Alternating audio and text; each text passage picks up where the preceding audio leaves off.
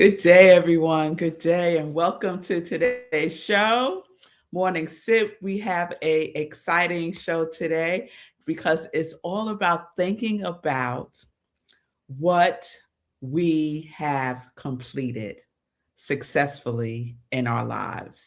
And this came up for me because I picked up my girls from college.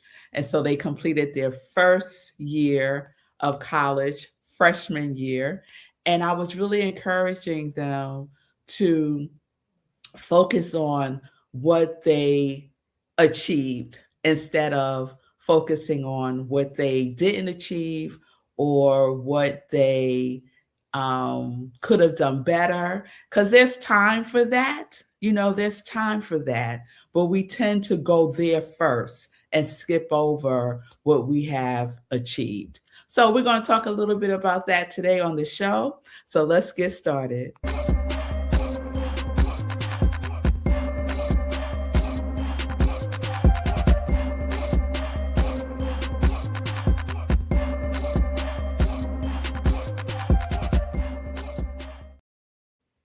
All right, all right. Good day, everyone. Good day.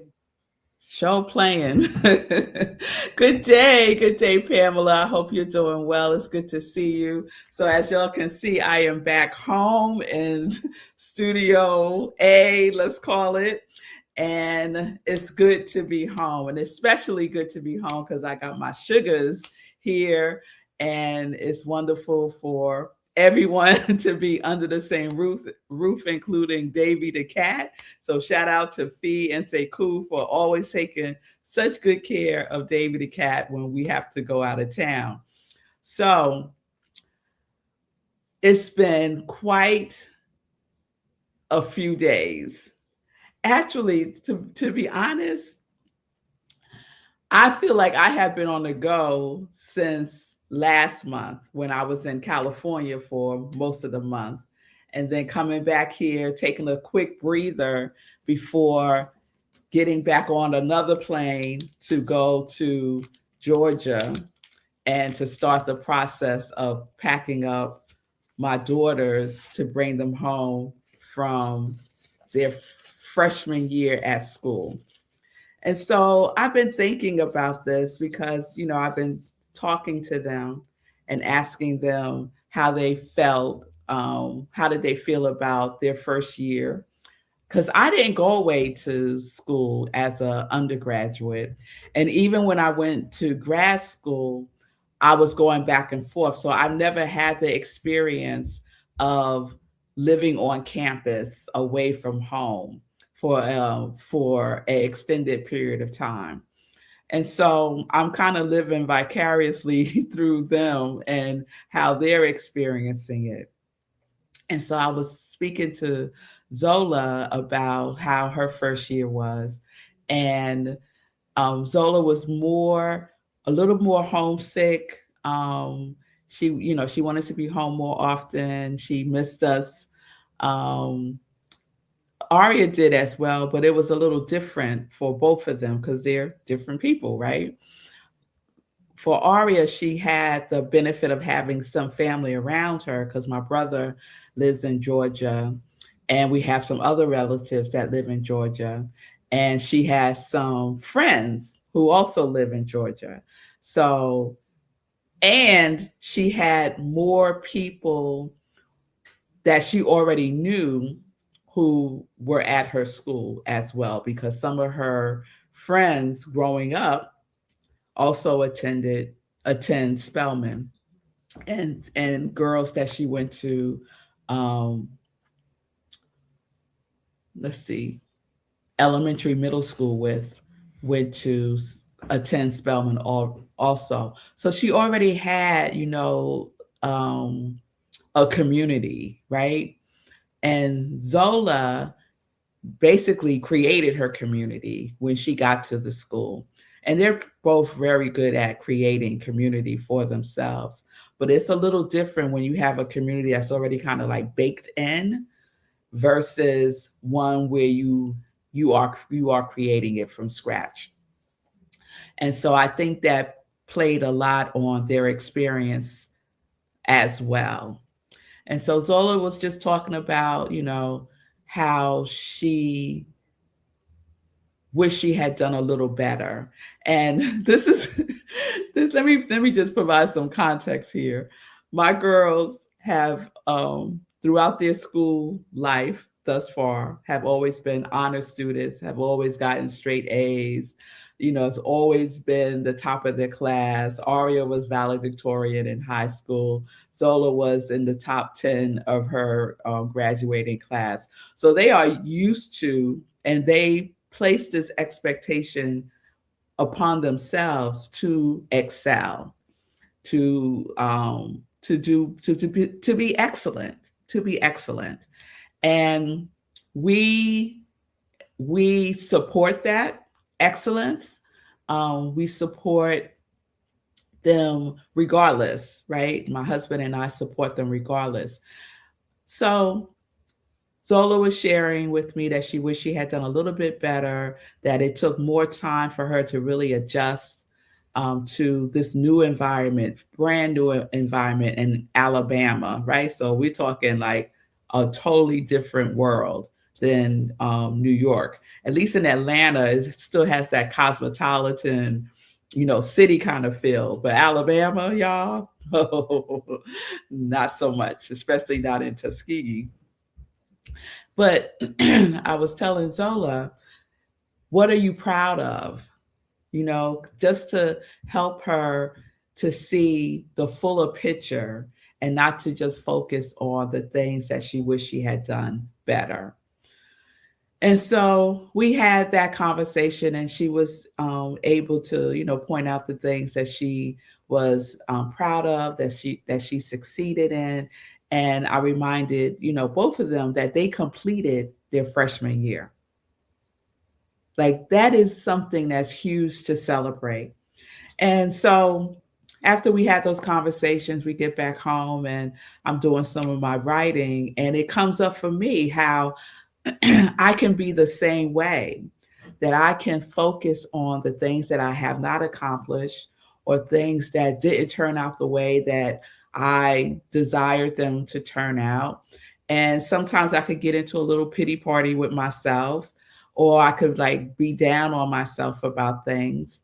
And as I was writing, I said, okay, let's write down the things that we are proud of, the things that we have not so much completed in the sense that it's done, but we have made progress in, right? Because I'm always talking about practice makes progress. Yes. And so if I'm saying that, I need to walk the talk, right? And so of course that always brings me back to all of us, to my congregation of joy, and asking you all that question today. What are you proud of?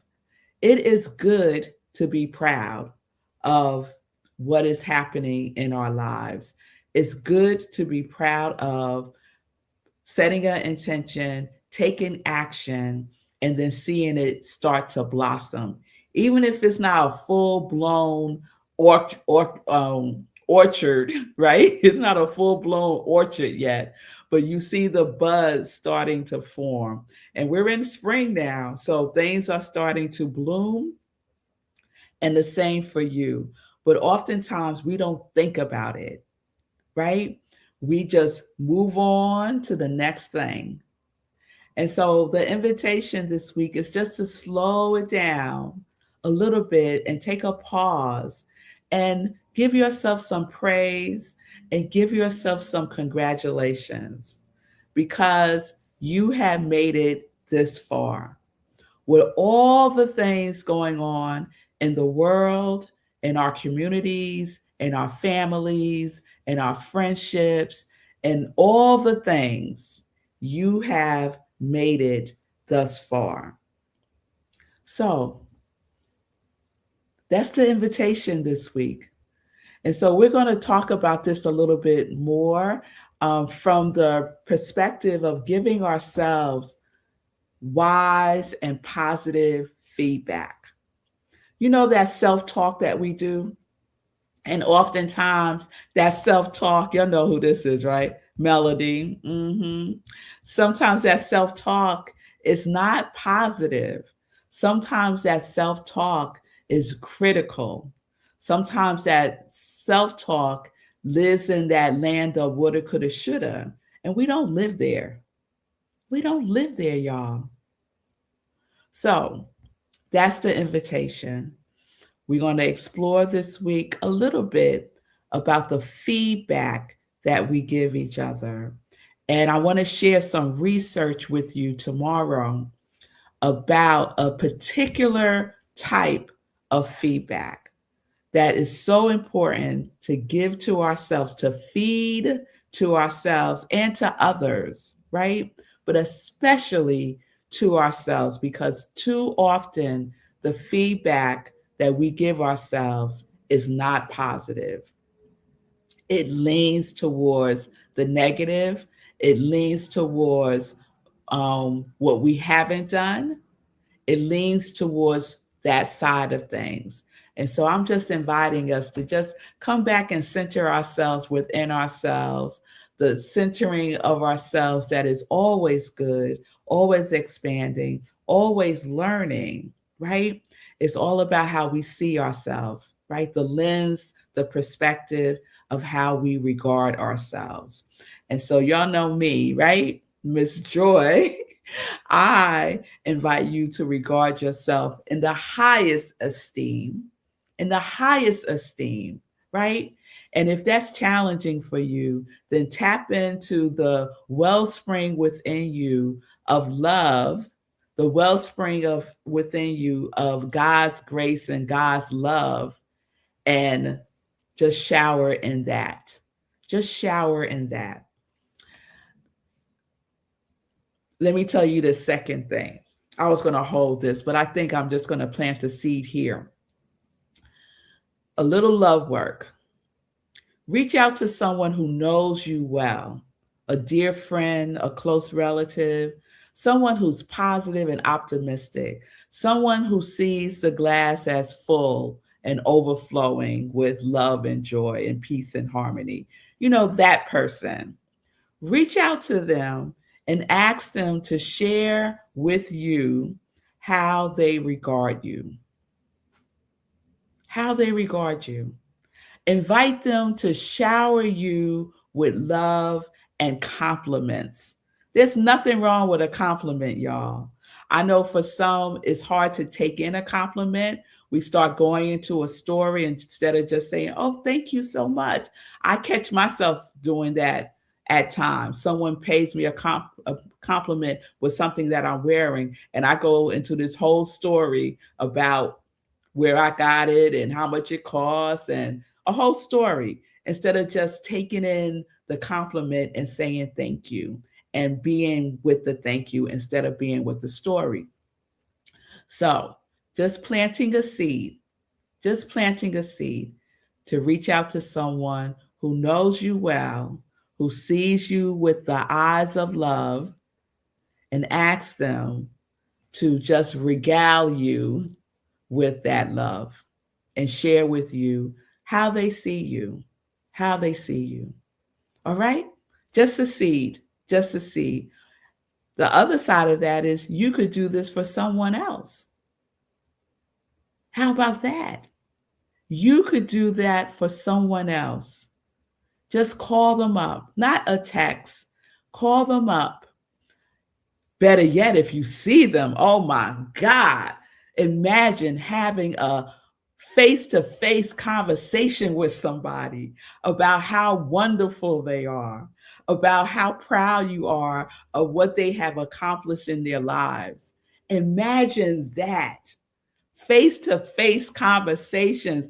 I know it's an old art form, but I think we need to bring it back. If you can't do it face-to-face, then at least do it by phone so that you can hear their voice and they can hear yours. All right?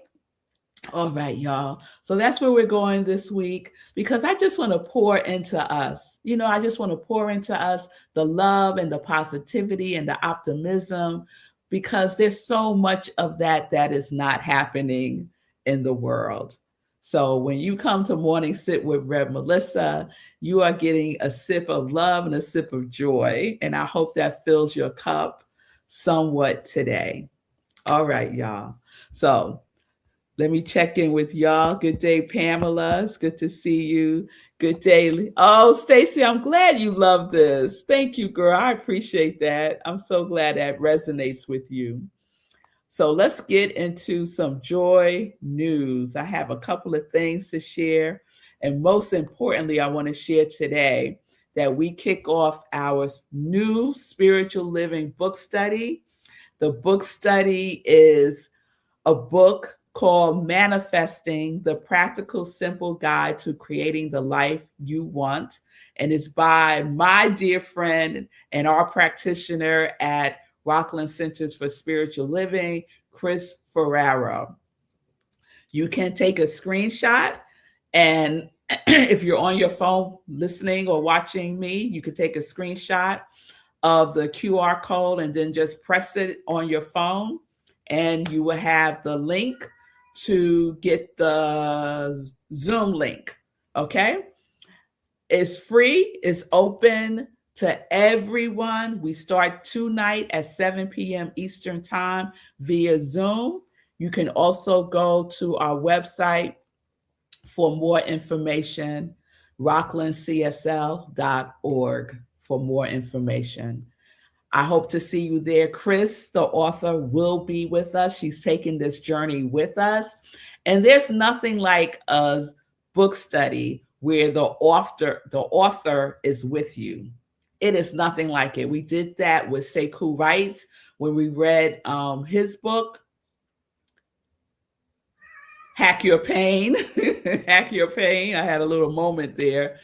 And look who wants to say hi, y'all. There he is.